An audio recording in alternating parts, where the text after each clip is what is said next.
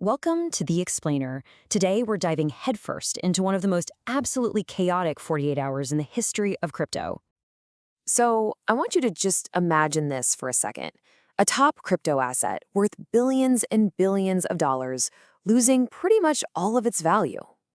Okay, now imagine all of that happening, not over weeks, not even over days, but in just a matter of minutes. Seriously, in the time it takes to go make a coffee, entire fortunes were just gone. So, how on earth is something like that even possible? I mean, this wasn't some slow, grinding decline. It was a complete, catastrophic failure that just seemed to defy all logic. To really get our heads around this, we've got to look at the sheer scale of the damage. And when I say the scale was massive, I am not kidding. We're talking about over $19 billion in forced liquidations. Now, to put that into perspective for you, that's more than the huge COVID crash back in 2020 and the FTX collapse combined. This wasn't just another bad day in the market. This was a financial implosion on a level we've just never seen before.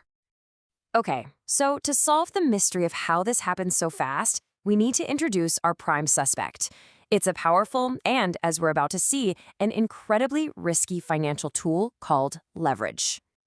So what is leverage? Well, the easiest way to think about it is like a financial magnifying glass. It lets you borrow money to make your trade bigger. So let's say you use 2x leverage. A 10% price move in your favor, boom, that's a 20% gain for you. But, and this is the big but, that magnifying glass works both ways. A 10% move against you turns into a devastating 20% loss. It literally amplifies everything. And here's the part that is just so brutal.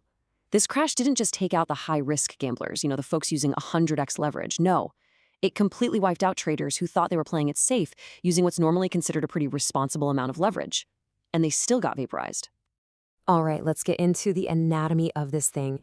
How did so many of these supposedly safe positions just get obliterated all at once in just a few minutes?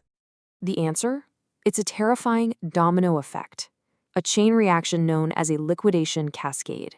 And this is the mechanism that took a tiny little market dip and turned it into a full-blown financial avalanche.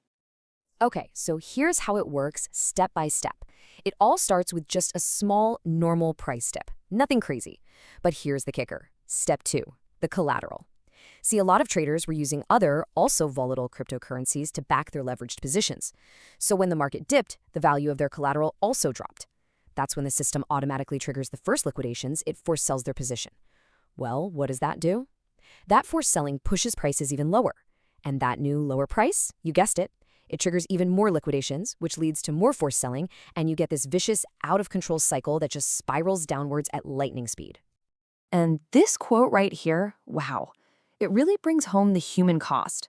This person had stop losses in place, their safety net, but the dump was so fast, so violent, that the safety nets were completely useless.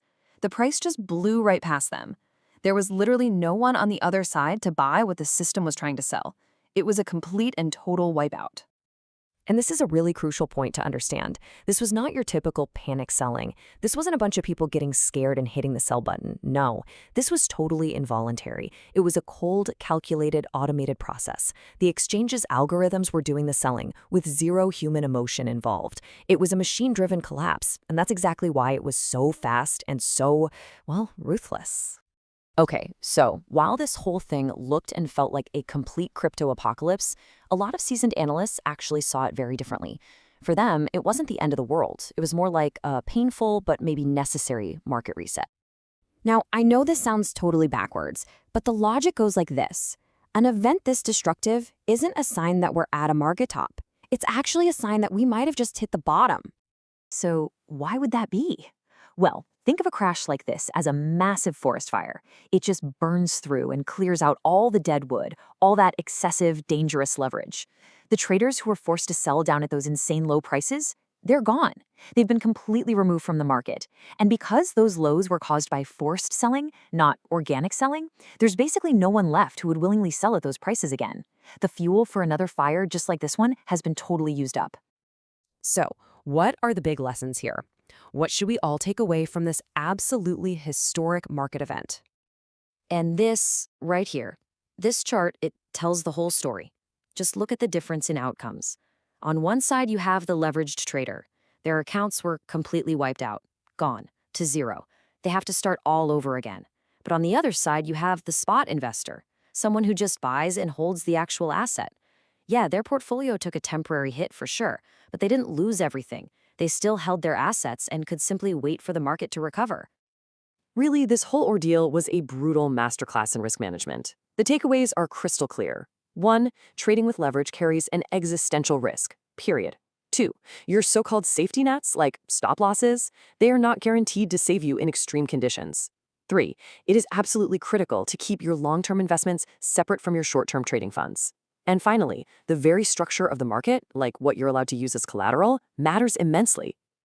And that leaves us with this one big provocative thought. This whole market crash was built on code and algorithms. The cascade itself was automated. But it was fueled by a very human, very powerful desire for massive gains. So you have to ask, in a market like this, is human behavior still the biggest risk of all? The machine may have pulled the trigger, but it was human behavior that loaded the gun.